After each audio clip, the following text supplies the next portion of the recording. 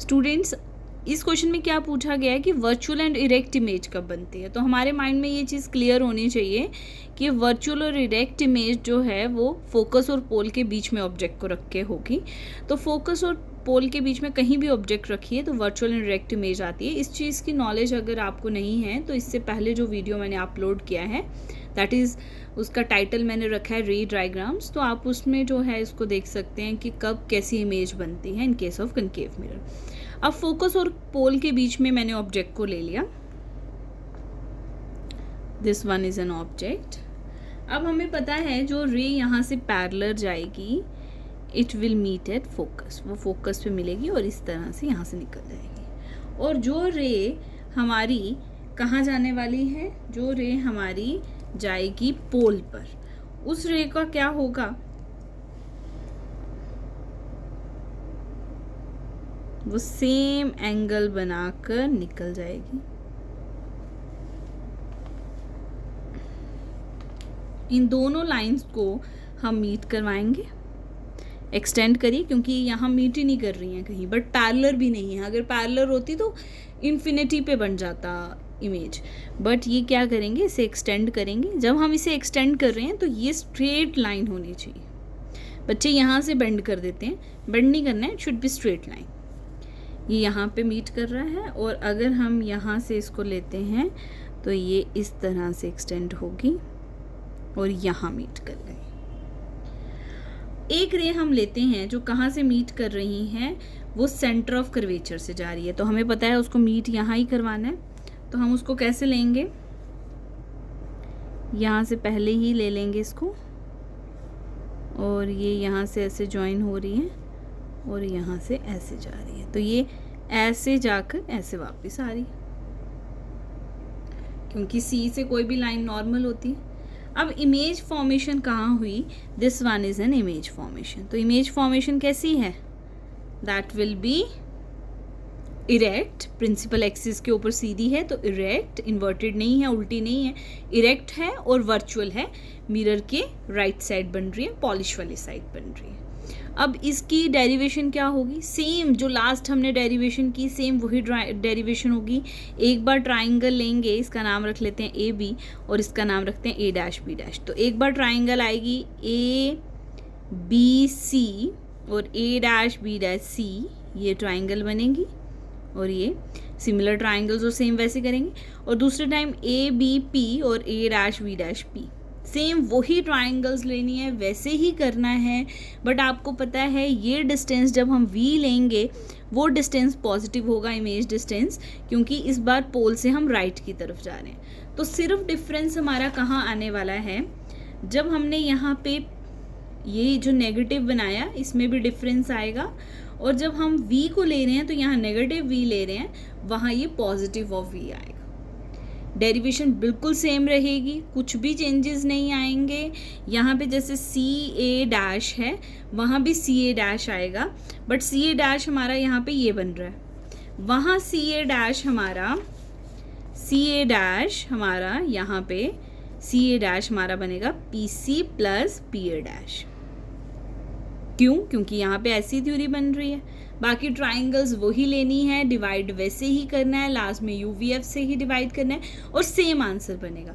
In case आपका same answer नहीं बन रहा है तो आप मुझे कमेंट बॉक्स में लिखिए, मैं इसकी डेरिवेशन भी डाल दूंगी, बट आई थिंक आपको ज़रूरत नहीं पड़ेगी, बट अगर आपको ज़रूरत है तो मुझे कमेंट करिए।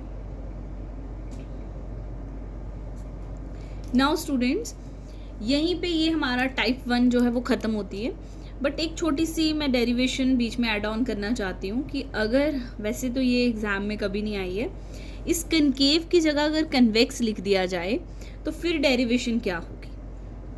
तो डेरिवेशन बिल्कुल कंप्लीट सेम होगी, वही ट्राइंगल्स लेनी है। एक बार आपने सी को रखना है, एक बार पी को रखना है, मीन्स एक बार A B C, A dash B dash C लेना है और second time A B P और A dash B dash P को लेना है।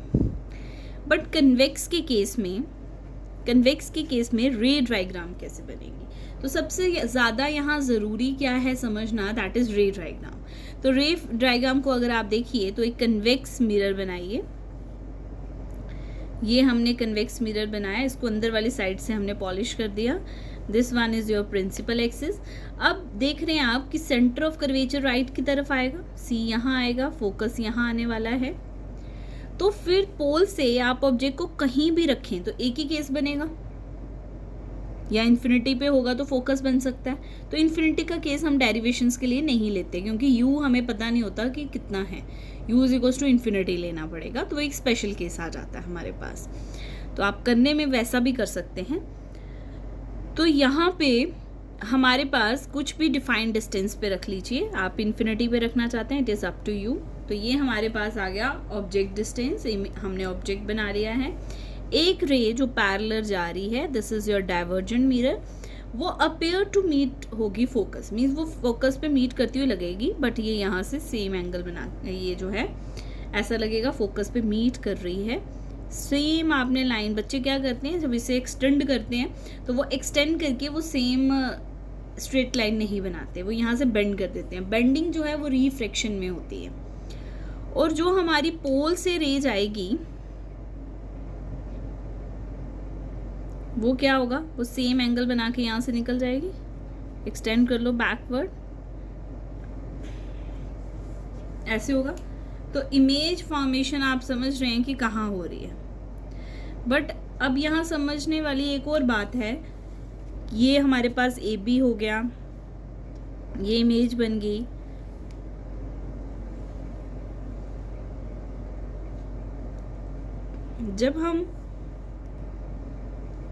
जब भी हम ट्राइंगल ले रहे हैं उसमें ए बी सी वाली ट्राइंगल भी आती है, तो यहाँ नहीं बन रही है सी वाली, तो आपको बनानी है, ये पॉइंट पे मीट करते हुए निकालनी है। तो एक रे जो ऐसे जाएगी वो ऐसे जाकर ऐसे वापस आ जाएगी, तो एक्सटेंड करिए इसे, तो ये सी पे मिल गई। तो अब ट्राइंगल्स क्या लेनी है, सेम वही चीज़ें होंगी, बट यहाँ पे P से A डैश V भी पॉजिटिव होगा, C 2R भी पॉजिटिव होगा, सॉरी R भी पॉजिटिव होगा, 2F मीन्स R पॉजिटिव होगा।